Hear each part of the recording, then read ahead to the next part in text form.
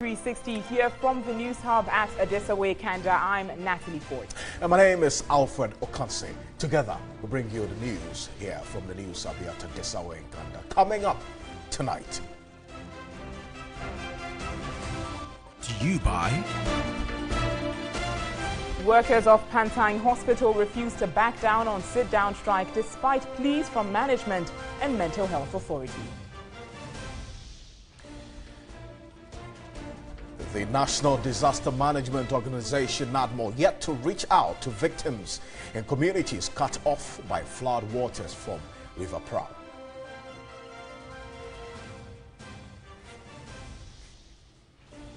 President Akufo-Addo expressed his strong reservations over alleged maltreatment of Ghanaian citizens working in Qatar. National Security investigates how secret recording equipment ended up in the office of Lands and Natural Resources Minister John Peter Amewu. And on the international front, 300,000 people in Yemen infected by cholera in 10 weeks.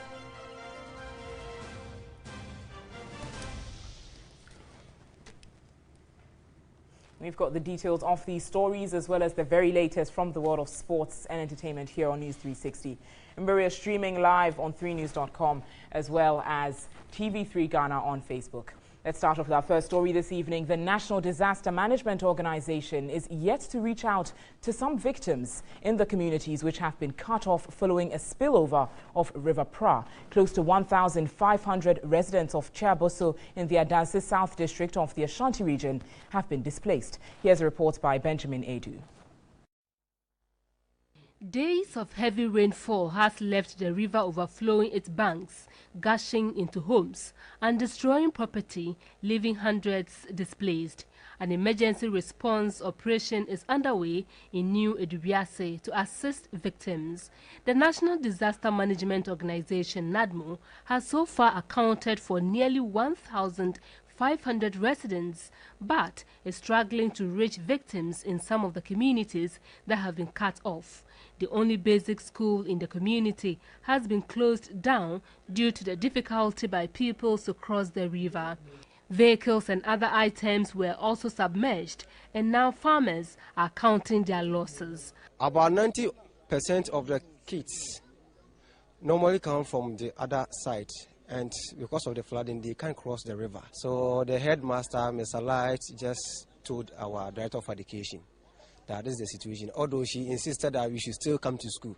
Ashanti Regional NADMO Coordinator Kwabena Century described the situation as devastating. He should inform various MMDCs that they should stop issuing building permits to those who are building around the waterways, because these are the problems. Look at the filling station. I think we haven't learned anything from what happened last year, June 3rd.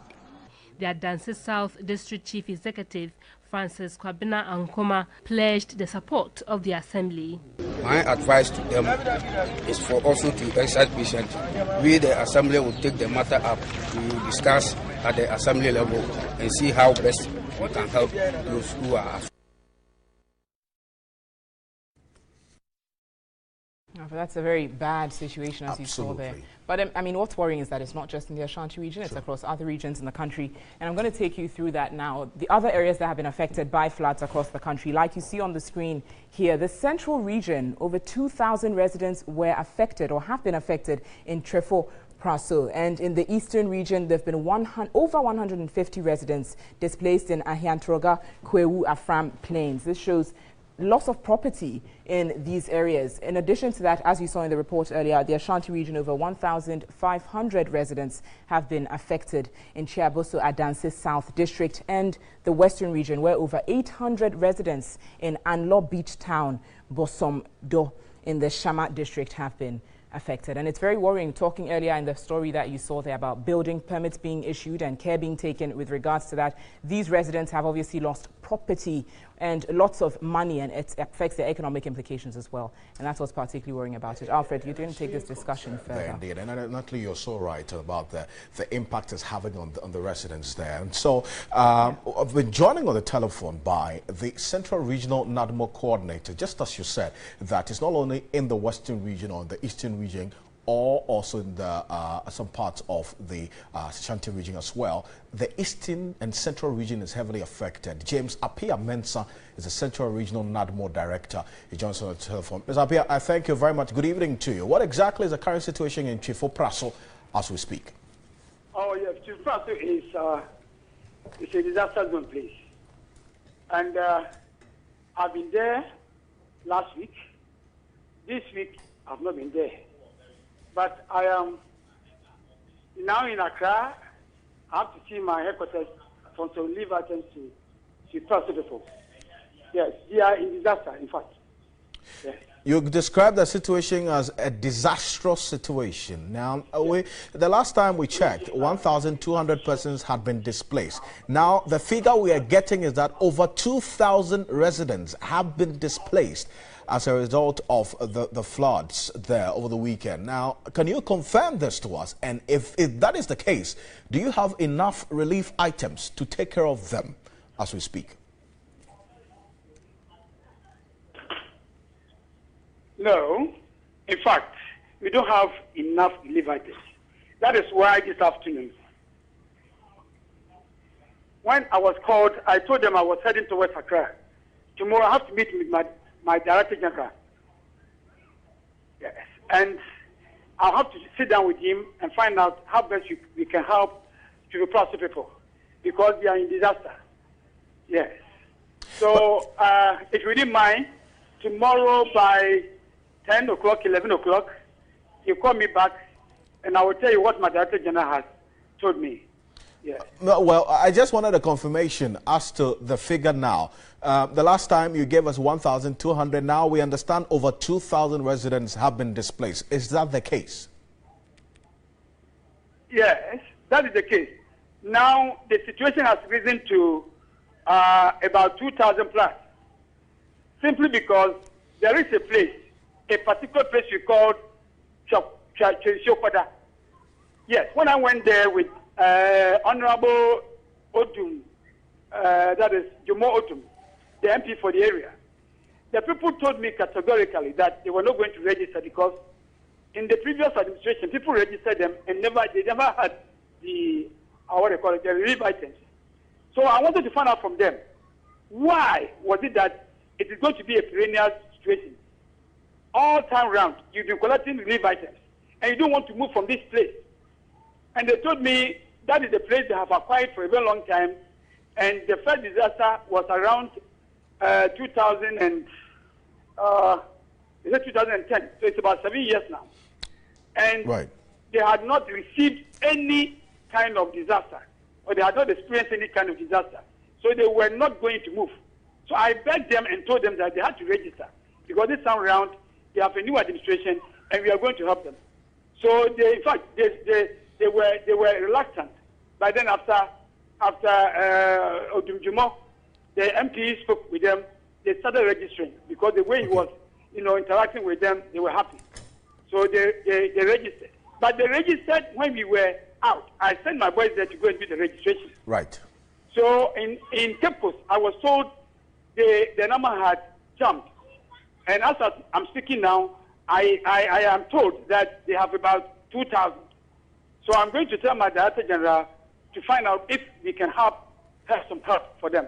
Well, but finally, we have understanding also that some of the residents who are affected are going back to the areas that were destroyed by the flood waters. And if you're aware of this, of the return of these persons, much to the detriment of their own lives, what are you doing to prevent them from returning to the places which was destroyed by the floods? In fact, this afternoon I was talking about Ghanaian mentality. The floods will keep. You see, so don't worry, we go back.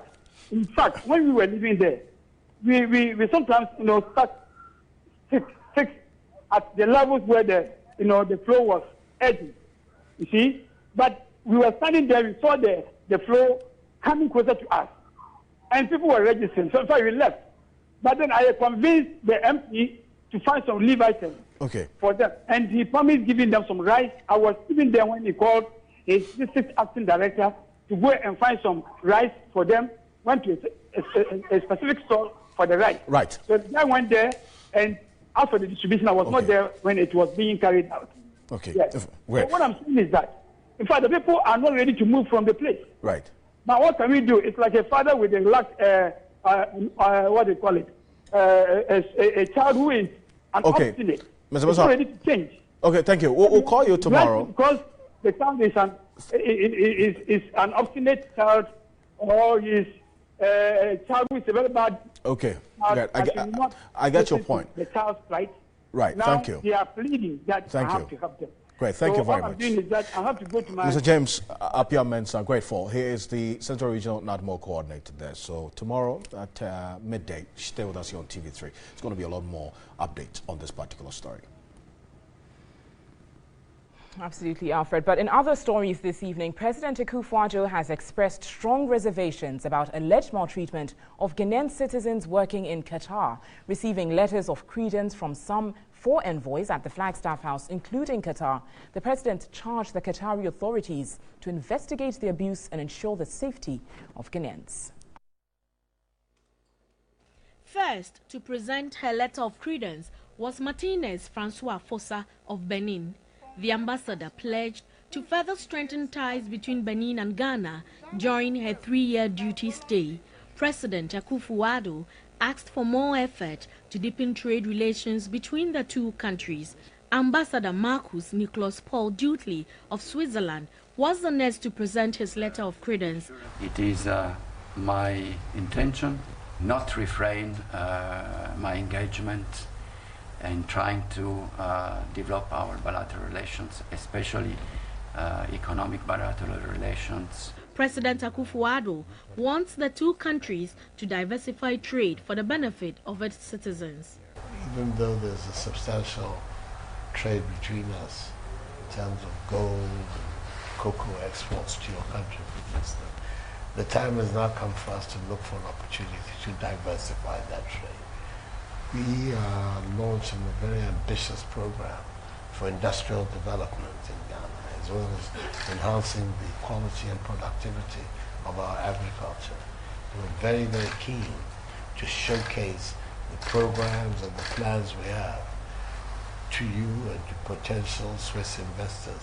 Next was the Qatari ambassador, Mohamed Jabbar Al-Kuwari, who is the first from that country to Ghana. He promised to strengthen relations between the two countries. He also spoke about the ongoing Gulf diplomatic crisis. Hope my president to give me this opportunity to develop our relationship between Ghana and Qatar. President Akufo-Addo said the African Union is looking forward to an amicable solution to the ongoing fracas. The president was unhappy about reports of maltreatment of Ghanaians working in Qatar. The concerns that we have about the way Ghanaian nationals who go to work in Qatar are treated has been a constant complaint. And we think that good relations between our two countries and enhancing that good relations, the authorities in your country should try and do something about it so that those complaints can stop. And then we can have a much more fruitful, a much more productive relationship without that being an issue. But it's a matter of considerable concern to us. Yes. And I'd like you to convey that to the Emir. Also at the Flagstaff House to present his letter of credence was the ambassador from Austria, Werner Sengster. The National Security is investigating how a secret recording equipment ended up in the office of the Minister of Lands and Natural Resources, John Peter Amewu. Security officers retrieved a camera, a storage unit, and what is suspected to be a transmitter. Reports indicate the device was fixed behind a picture frame of Ghana's coat of arms in the minister's office. A routine inspection by the national security officials led to the retrieval of the devices in late June. John Peter Amewu has been at the forefront of the fight against galamsey in the country. He has championed a radical approach to ending the conquer that is negatively affecting the environment and water supply. So what you see on your screens right now is the picture of that secret recording device that was retrieved from the office of the Minister John Peter Amewu sometime in late June from his office by the National Security operatives during a routine operation in his office. As a matter of fact, with our security desk making some checks there, we've been able to also get information that this is one form of a sophisticated security gadget that is used for some form of security breach. We are going to dwell on this a lot more as we go on in the bulletin with security analyst Dr. Kwesi joining us later on as we do this. But that's what you see on your screens right now, that device that was retrieved from the minister's office.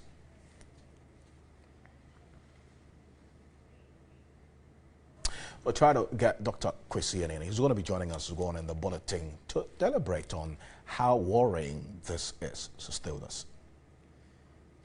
Meanwhile, government is to construct 90 bridges across the 10 regions of the country as part of efforts to create alternative jobs for illegal miners. The Vice President, Dr. Mahamudu Bawumia, made this known at a workshop for the National House of Chiefs in Accra. Council of State members and the Interministerial Committee on Mining. Discussions centered on explaining to the chiefs the economic and health implications of galamsey. The President of the National House of Chiefs, Togo Apede, lauded government and the media for efforts at stopping the menace of galamsey. He pleaded with the chiefs to desist from leasing lands to galamseyers and also called on government to turn its attention to dealing with illegal logging and sand winning. The ill effects of galamsey go beyond destruction of our lands, forests, and rivers, and of course go beyond the immediate loss of life and injury due to cablings. The chairman of the Interministerial Committee on Mining, Professor Frimpong Boateng, expressed worry about the health implications of galamsey operations on aquatic lives. The rats, the otri, and they have no choice. They see water and that's what they drink. And therefore, we are drinking that with them. That's something that we have to note. In an answer to what government is doing to provide alternative jobs for illegal miners, the Vice President, Dr. Mahamudu Bawumia, said the construction of 90 bridges in all 10 regions of Ghana will provide jobs for persons engaged in the act. These bridges have been identified already, and we are just going to go and make sure we bring a lot of places which have been cut off back into circulation. We have 25 district hospitals to construct and homes of about 100,000 houses. He again emphasized that other persons engaged in illegal mining would be involved in the setting up of an integrated bauxite aluminium industry. If it is done, we'll make sure that our Western Railway from Takoradi all the way to Kumasi is done. Our railway from Accra all the way to Kumasi is done. And our railway from Kumasi all the way to Paga is also done.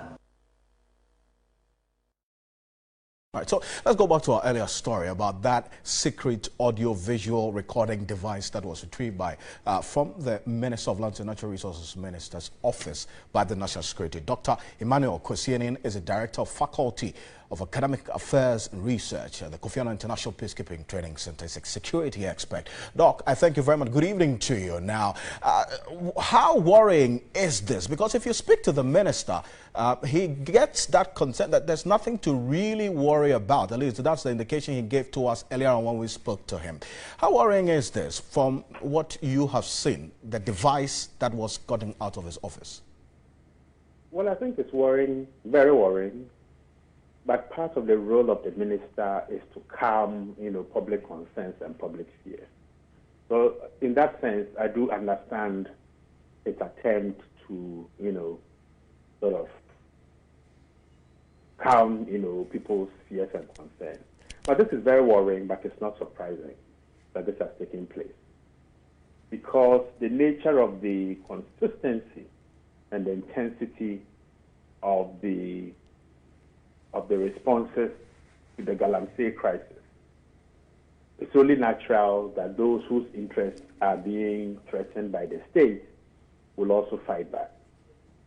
But part of my argument is that, Mr. Amewu has been targeted possibly as a diversionary tactic, something much bigger happening right now. It's easy for all of us to say, oh, Mr. Amewu has been targeted because of the Galamsey fight. And that stops us from looking at other possible targets within the government apparatus, whose offices, homes, vehicles may also have been backed. But, Doc, if you talk about a possible diversionary tactics, for what gain and for what reason, one would ask? I mean, what is so big you suspect that could be happening that this could be just to divert our attention from something big, as you say? Well, I mean, my role as an analyst is to look at the counterfactuals. And I think we need to ask ourselves a couple of tough questions. First, how much gold do we really mine from Galamsey and who buys it? And where does the gold go and where does the money that is the monies that are transferred go to? Who are the individuals or groups of individuals whose interests are being threatened, and to what extent are they willing and prepared to fight back against the state? Let's not forget that the efforts at fighting and reclaiming Ghana's position as a fairly independent country that wishes to place its national interest at the center of its political, foreign policy and development agenda has been diverted for several years. So to have a new president and a new government who are very consistent in fighting for Ghana's national interest is something that people are going to fight back, particularly when their economic interests are being threatened. So, I mean, my role is not to frighten people, but basically to say this may be the tip of an iceberg and that there is nothing surprising in terms of what I call an initial attack against the government of Ghana for daring to put Ghana's interest at the center of its activities. But Doc, I don't know if you've seen the device, or at least the picture of the device that's displayed on the screens earlier on. How sophisticated is this device? Because we see a hard drive, we see an antenna and some form of a transmitter. If you're familiar with this kind of equipment, how sophisticated is it? Well, it's good enough to take pictures and to transmit. And I think it's sensitive enough to be able to pick some of the slightest noises. But you see, this is 20 years. I mean, I think when people express surprise at this device, of course it's because some of the intelligence victories chalked by Ghana's intelligence are not in the public domain. But if you remember the Nairobi and Dar es Salaam bombings in 1998, actually Accra was supposed to be the first target, but due to the vigilance of our intelligence services, managed to arrest people who had crisscrossed the world to cover their tracks and flown into Accra. Most of them were seen visiting the Western embassies, and they all wore T-shirts with particular embroideries on the left hand of the T-shirts. Embedded within those embroideries were pinhole cameras and transmitters. And there was a vehicle that was plowing through Accra streets and sending both the pictures and the sounds outside this country. So what we are seeing now is nothing really special, taking into consideration what Ghanaian intelligence was able to disrupt and degrade 20 years ago. Doc, I want to thank you very much for your time this evening. I'm grateful. Thank you. Dr. Kwesi Yenin, a security expert with the Kofi Annan International Peacekeeping Training Center, on this particular worrying development, Natalie, of a device, listening device, detected in the Lands and Natural Resource Minister's office in late June. Absolutely, Alfred. And President Nana Addo Dankwa Akufo-Addo has said he is prepared to put his presidency on the line to ensure the end of galamsey. Speaking at a sensitization workshop on illegal mining for traditional elders, the president charged them to play a key role in bringing the menace to an end. There are things that we just cannot allow to happen. And one of them is the heritage, the inheritance that our fathers and our grandfathers, our great-grandfathers bequeathed to us, especially the space, the Ghanaian space, which we all occupy. We have a duty to preserve it for those who are coming after us. And if our river bodies are drying up, our landscape is being desecrated, we here, leaders of our society, leaders of our nation, political leaders, traditional rulers, religious leaders, we have a responsibility to say no. This, we cannot allow it to go on for our own common survival and the survival of those who are to come. If you, the chiefs of our country, are not involved, it doesn't happen. So the reason why you've been brought here today is for us to have the opportunity to share with you our thoughts, our strategy, our thinking, and then to ask of you, in the name of the generations yet unborn, for your support and active involvement to bring this menace of galamsey to an end. Thank you very much indeed. Let's find out how the weather will be treating us throughout the night into tomorrow morning.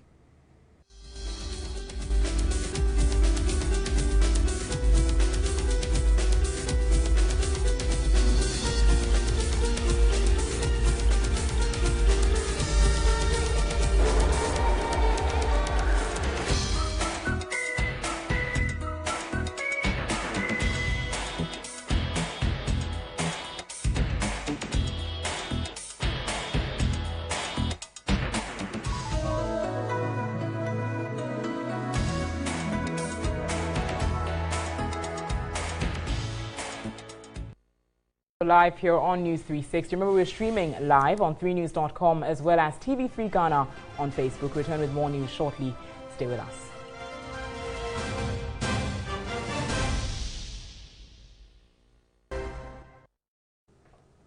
Welcome back to News 360. Let's take a look at what's making news in the world of business now. We start off with Managing Director of the Ghana Stock Exchange, Kofi Yamwa, who's reiterated his call for multinational companies to list to enable it to have a wider sectoral representation of economic activities. He was speaking at the 27th Annual General Meeting of the Exchange. The GSE Composite Index, which measures the performance of the entire market, ended 2016 with a negative 15.33% on the back of subdued performance by listed banks. Market capitalization of listed companies at the end of December 2016 was 52.7 billion cedis compared to 57.1 billion cedis in 2015, representing a decrease of 7.75%. However, as at the first half of this year, the exchange has registered 16.31% return for investors, while market capitalization has seen a 12.84% growth to 59.4 billion cedis. The chairman of the GSE Council, Albert Essien, said despite the economic and market conditions in 2016, the exchange recorded a surplus of 5.38 million cedis compared to 2.55 million cedis in 2015. Industry Act of 2016, Act 929, was passed into law. It is currently effective, and we urge all market operators to comply with its provisions to ensure a credible capital market in Ghana. The managing director of the exchange, Kofi Yamwa, urged multinational companies to list on the market to make Ghanaians part of their business activities. As we speak, we don't have telecoms represented on the market. There are 33 banks more than 26 thereabout of insurance companies, but so far we have only 2 insurance and about 7 banks.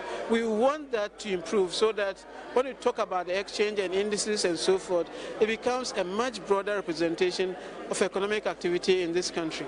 Investment bankers expressed optimism about the prospects of the GSE, saying they expect an improvement in secondary market activity in 2017. There's a price correction and people are now moving towards the capital market. So we expect that this year will be a very good year for the market. It's definitely a good time to invest in the market at this time. There are 43 companies presently trading on the GSE, 36 on the market and 7 on the Ghana Alternative Market.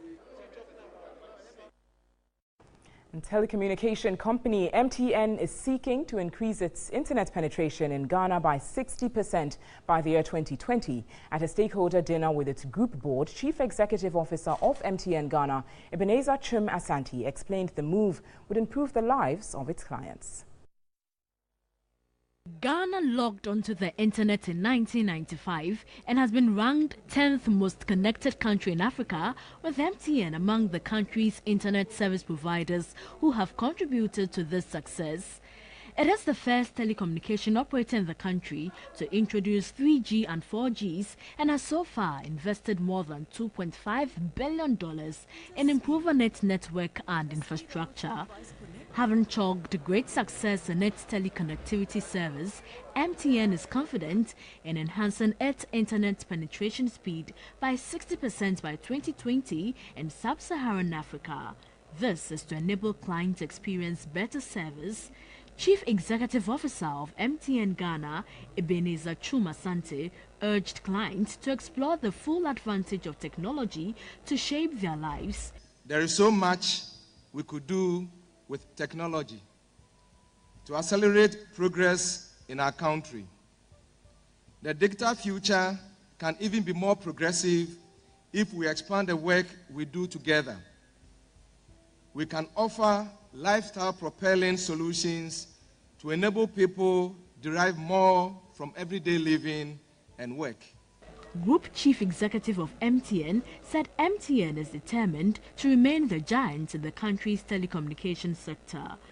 The need for connectivity far exceeds these conservative forecasts. We do believe that MTN Ghana has been absolutely exemplary in terms of the way that the operation has been managed and, of course, the development of connectivity in the country. Governor of the Bank of Ghana, Dr. Ernest Addison, commended MTN for being the country's highest taxpayer. As we continue in this effort to build a strong financial sector within the context of a stable economy, it is encouraging to note the good work that MTN is doing, and we hope that we can work together for the mutual benefit of promoting overall growth. The event was on the theme, Partnering for a Progressive Digital Future. And that's it for the business news this evening here on News 360. There's more business news on our website, 3news.com. On to Alfred now for some stories in the health sector. All right, thank you. Thank you, Natalie. Workers of the Pantan Psychiatric Hospital have refused to back down on their sit-down strike despite several pleas. Management of the Pantan Hospital and leadership of the Mental Health Authority at a news conference pleaded with the workers to rescind their decision. This is Asiedu-Dartey's report. Most patients who went to the hospital today were not attended to. Since you came here, what have they told you? They say they won't attend to us because they are on strike. My relative is not in a stable condition at all. We don't know what to do. As you rightly heard from him, he's coming all the way from Asante Achidia. A woman just left. She also came from in Sawam. And that is the situation here. The nurses are here not attending to any of them. They don't know exactly what to do and even where to go to. Staff of Pantan Psychiatric Hospital on Friday, July 8th, threatened a sit-down strike effective Monday, July 10. The workers were hopeful of a positive reaction from the relevant authorities by Monday, but nothing like that happened. Management of the hospital and a team from the Mental Health Authority, led by Dr. Akwesi met with the workers on the first day of the sit-down strike in an attempt to convince them to go back to work. They can let today be a warning to all of us, to the authority, to the Ministry of Health, to Lands Commission, to government. And if by the close of the day they don't hear anything, then they could undertake their milestone, but they are adamant. Dr. Akwesi again assured them of taking the issue up to the Health Minister and also pleaded for a respite of 24 hours. But the workers remained adamant.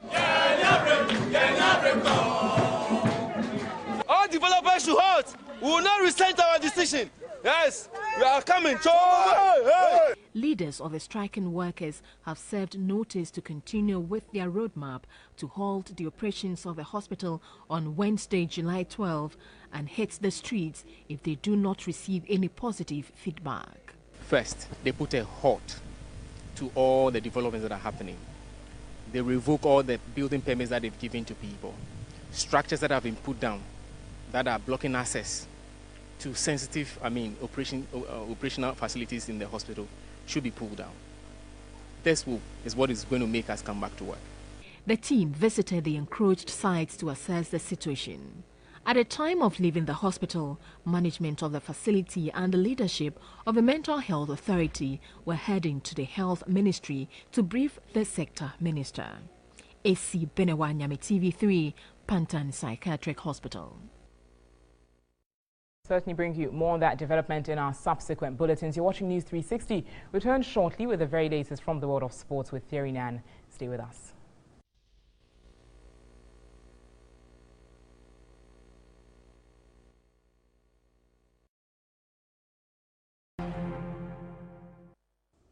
Time for some sports action now with me, Thierry Nyan. Now, we start off today with some tennis news. Defending champion, Andy Murray then saw off Frenchman Benoit Paire 7-6, 6-4, 6-4 on center court. Murray takes on American 24th seed Sam Querrey on Wednesday. Now, five-time Wimbledon singles champion Venus Williams moved into the quarterfinals of the 2017 tournament with a routine win over Croatia's Anna Konja. The 37-year-old seeded 10th will take on French Open champion Jelena Ostapenko in the last 8.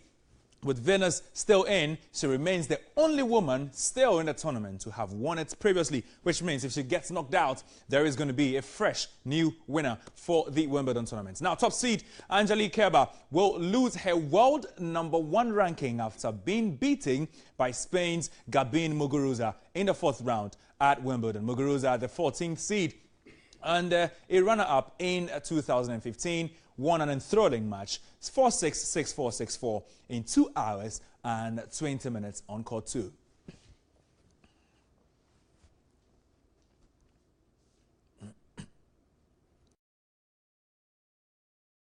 Now, news that just came through before I stepped in the studio says that Rafa Nadal has also been beaten. Would you believe it? He is out of the Wimbledon tournament, and he was beaten by world #26, Gao Muller. So that's it for Rafa Nadal. We'll bring you all subsequent details of this particular one and some further news concerning Roger Federer and the likes of Novak Djokovic. But let's do some football news now. It's official. Manchester United have signed striker Romelu Lukaku from Everton for an initial £75 million fee on a 5-year contract. The deal for the 24-year-old Belgium international is believed to include £15 million in add-ons. Chelsea, who were the champions, had matched the Red Devils bid but missed out on re-signing their former player.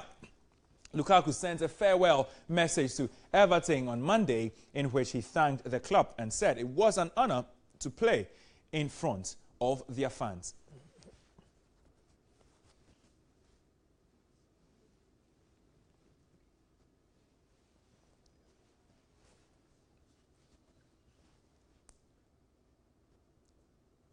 All right, so still with football, and in England, striker Diego Costa has been given extra time off by Chelsea, increasing the likelihood of him leaving during the summer transfer window.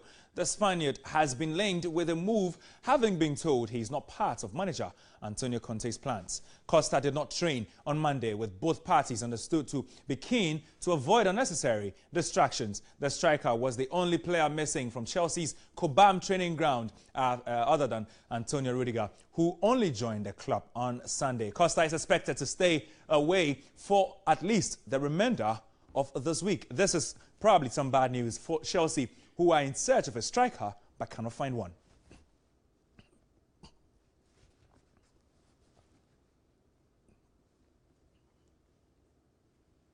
To some continental football updates, and USM Alger of Algeria and Al Ahly Tripoli of Libya reached the CAF Champions League quarterfinals on Sunday as 2016 runners-up Zamalek of Egypt bowed out with 10 men. A 4-1 home victory over CAPS United of Zimbabwe in Algiers ensured USM of top place in Group B with 11 points from 6 matches. Ali Tripoli caused an upset by holding 5-time African champions Zamalek 2-2 in Cairo and finishing runners-up with 9 points. Zamalek, whose only win actually came in the opening series of matches at home to CAP, as finished third on 6 points ahead of the Harare club on head-to-head records. And these are the quarter-final pairings. Al Ahly are going to be facing Esperance Tunis. Al Ahly Tripoli will face Etoile Sahel, and then Beira will also face USM Anga, and then Mamelodi Sundowns. Remember, they won a Champions League last season. We're facing Wydad.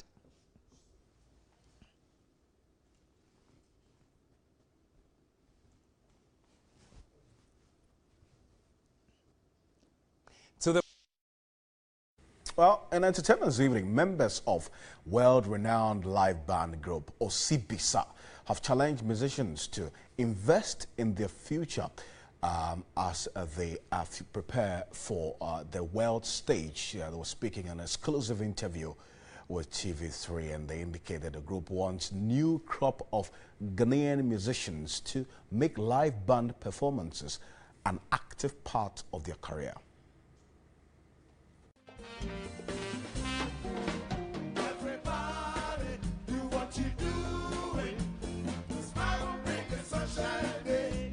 Legendary high life band Osibisa argued it is needless for the Musicians Union of Ghana, Musica, to establish a fund to support aging musicians.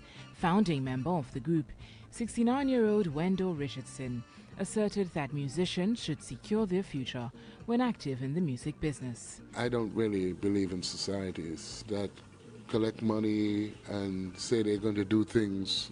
You don't always get what is yours. Wendell explained new genres were necessary to give a twist to the Ghanaian high life and also help Ghanaian music go international.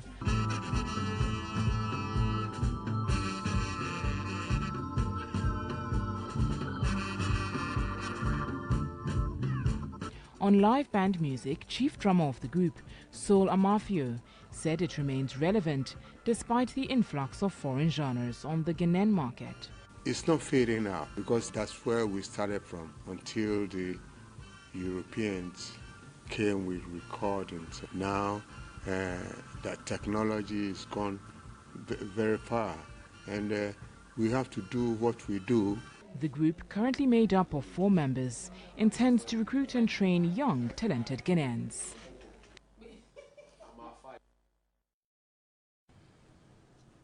Osibisa, such lovely music made by the group. You're still watching News 360. Return with more shortly. Stay with us.